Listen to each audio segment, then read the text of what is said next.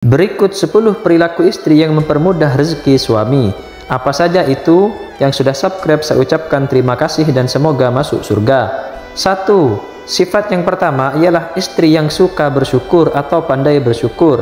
Hal ini dapat mengundang rezeki suaminya. 2. Sifat istri yang tawakal kepada Allah Subhanahu wa Ta'ala. 3. Baik agamanya, dalam artian istri yang solehah juga mengundang rezeki suaminya mengalir deras. 4. Istri yang istiqomah dalam beristighfar. 5. Istri yang gemar silaturahim dalam artian dengan seizin suaminya. 6. Suka bersedekah. 7. Istri yang bertakwa. 8. Selalu mendoakan suaminya baik dari keselamatan atau rezekinya. 9. Istri yang gemar sholat duha. 10. Istri yang taat dan ikhlas melayani suaminya. Mayoritas penghuni neraka adalah kaum wanita. Hal ini sesuai dalam hadis Rasulullah SAW disebutkan, "Aku diperlihatkan di surga. Aku melihat kebanyakan penghuninya adalah kaum fakir. Lalu aku diperlihatkan neraka. Aku melihat kebanyakan penghuninya adalah para wanita." Hadis riwayat Bukhari dan Muslim. Nah, sahabat, berikut 10 wanita yang tergolong dalam penghuni neraka. Yang sudah subscribe saya ucapkan terima kasih dan semoga masuk surga. 1. Wanita yang tidak mensyukuri pemberian suami. 2. Wanita yang gemar mengumpat. 3. Wanita atau istri yang menggugat cerai tanpa alasan. 4. Wanita yang berpakaian tipis dan ketat. 5. Wanita yang memakai wewangian dan berlenggak-lenggok. 4 jenis jin yang suka menempel di tubuh manusia. 1. Jin Zabur. Jin Zabur ini ternyata menggoda manusia ketika sedang beribadah. Selain mengganggu orang beribadah, jin ini juga menghasut manusia agar ragu melakukan kebaikan. 2. Jin Korin. Jin yang memiliki bentuk seperti manusia ini seringkali menyesatkan manusia. Konon katanya jin ini akan menjadi jin yang gentayangan jika manusia yang ia dampingi telah meninggal dan jika manusianya juga tergolong manusia yang tidak baik. 3. Jin Ifrit. Jin Ifrit memiliki tugas yang hampir sama dengan jin Zabur dan Korin yang suka mengganggu orang beribadah dan juga menyesatkan manusia. Tetapi yang membedakan adalah jin Ifrit ini diyakini lebih temperamen dan juga berbahaya.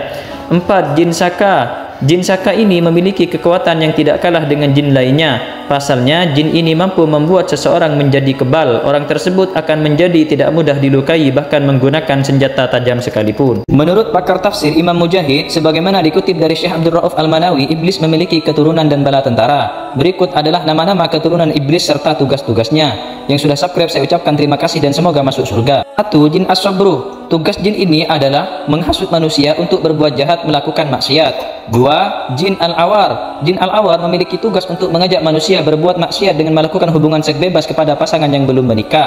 3. Jin Ad-Dasim. Jin ini memiliki tugas untuk membuat keharmonisan rumah tangga suami istri hancur hingga akhirnya mereka bercerai. 4. Jin Az-Zalanbur. Jin ini memiliki tugas untuk membuat pedagang atau berbisnis melakukan kecurangan dan penipuan. 5. Jin Al-Walahan. Tugas dari jin ini adalah membuat manusia was-was dalam hal bersuci, utamanya berwudu. 6. Jin Al-Khanzab. Tugas jin ini adalah mengganggu anak cucu Adam untuk menunda-nunda waktu, terutama dalam melaksanakan ibadah sholat. 7. Jin As-Saud. Tugas jin ini adalah untuk menyebarkan berita hawak atau berita penuh dusta sehingga manusia tersesat dalam informasi yang tidak jelas. Sahabat, berikut 3 rahasia Jepang agar bisnis tak bangkrut awet ribuan tahun. Sebelumnya yang sudah subscribe saya ucapkan terima kasih dan semoga sukses. 1. Buat internal perusahaan jadi solid. Di Jepang, kekuatan internal perusahaan adalah hal utama. Mereka selalu menyatakan dengan jelas visi, misi, dan tujuan perusahaan. Para karyawan ada batasan yang jelas mana yang harus dikerjakan olehnya atau tidak. Tidak hanya itu, para direksi juga melihat kesejahteraan dan pengembangan karyawan harus dianggap penting. 2. Jangan ceroboh saat berbisnis. Toyohiro Kono menjelaskan dalam setiap langkah bisnis harus dihitung dengan cermat. Jangan gerasa-gerusu dalam mengambil keputusan. Semua harus dilakukan secara terukur dan tepat. Tak lupa juga direksi harus menerima masukan dari setiap bagian-bagian di pekerjaan. 3. Buat perusahaan seperti komunitas. Banyak perusahaan Jepang menjadikan para karyawan dengan beragam keistimewaan. Pihak direksi memberi banyak peluang, promosi, jabatan, pelatihan, dan kenaikan upah setiap tahunnya. Anda yang sekarang sedang berusaha meraih kesuksesan agar bebas finansial, maka sebaiknya perhatikan 8 hal-hal berikut yang dapat menghambat keuangan Anda. Sebelumnya yang sudah subscribe saya ucapkan terima kasih dan semoga sukses dunia akhirat. Berikut 8 ciri-ciri orang yang akan sulit untuk meraih kesuksesan. 1. Fokus pada anggaran ketimbang penghematan. 2. Hanya menabung tapi lupa berinvestasi. 3. Puas dengan penghasilan yang ada sekarang. 4. Rela berutang demi terlihat eksis. 5. Cepat merasa nyaman dengan situasi. 6. Sibuk mengurusi kehidupan orang lain. 7. Lebih memilih nongkrong daripada mengasah keterampilan sendiri. 8. Gagal fokus pada tujuan keuangan atau kesuksesan. Inilah kisah Tamim Ad-Dari, salah satu sahabat Rasulullah yang pernah bertemu dengan Dajjal. Yang sudah subscribe saya ucapkan terima kasih dan semoga masuk surga. Tamim Ad-Dari adalah seorang lelaki Nasrani yang berbaiat untuk masuk Islam di masa Nabi SAW. Cerita tentang sosok Dajjal ini dikisahkan dalam hadis Sunan Abu Daud nomor 3767 dalam bab peperangan besar. Suatu ketika Tamim Ad-Dari tersesat di sebuah pulau. Saat itu tiba-tiba ada seorang makhluk berambut panjang mengaku bernama Jasasa. Tamim selanjutnya bertanya, "Siapa kamu?" Ia menjawab, "Aku adalah Jasasa. Pergilah kamu ke istana itu." Tamim berkata, "Aku pun mendatanginya. Ternyata di sana ada seorang laki-laki berambut panjang yang terikat dengan sebuah rantai, tingginya menjulang antara langit dan bumi. Aku kemudian bertanya, 'Siapa kamu?' Ia menjawab, 'Aku adalah Dajjal. Apakah telah ada seorang lelaki nabi buta huruf yang diutus?' Aku menjawab, 'Ya.' Ia kembali bertanya, 'Apakah orang-orang mentaatinya atau mengingkarinya?' Aku menjawab, 'Orang-orang mentaatinya.' Ia berkata, 'Itu yang lebih baik bagi mereka.'" Nabi SAW bersabda, "Sesungguhnya Dajjal berada di Laut Syam atau Laut Yaman. Bahkan ia akan muncul dari arah timur tempat ia berasal." Beliau ucapkan hingga 2 kali seraya menuju ke arah timur.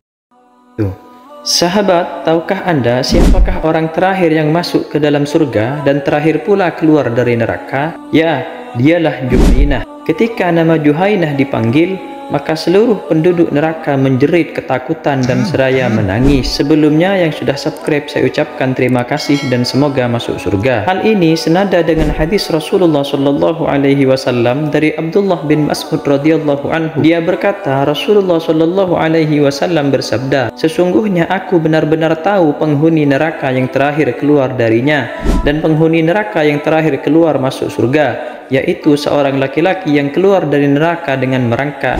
Maka Allah Ta'ala berkata, pergilah dan masuk ke surga." Oleh karena Juhainah adalah orang yang terakhir masuk ke dalam surga dan terakhir pula keluar dari neraka, maka setelah itu tidak akanlah ada lagi yang keluar dari neraka, sehingga penduduk neraka yang tersisa menangis. Inilah kisah Sayyidina Ali berjual beli dengan malaikat Mikail dan Israfil. Yang sudah subscribe saya ucapkan terima kasih dan semoga rezekinya lancar. Suatu hari dengan uang yang pas-pasan yaitu 6 dirham, Sayyidina Ali keluar untuk membeli makanan kepada Sayyidina Hasan dan Husain yaitu putranya. Di tengah perjalanan Sayyidina Ali bertemu dengan seseorang yang ingin meminjam uang. Maka sontak saja dengan ketulusan hati beliau, Sayyidina Ali meminjamkan uang 6 dirham tersebut.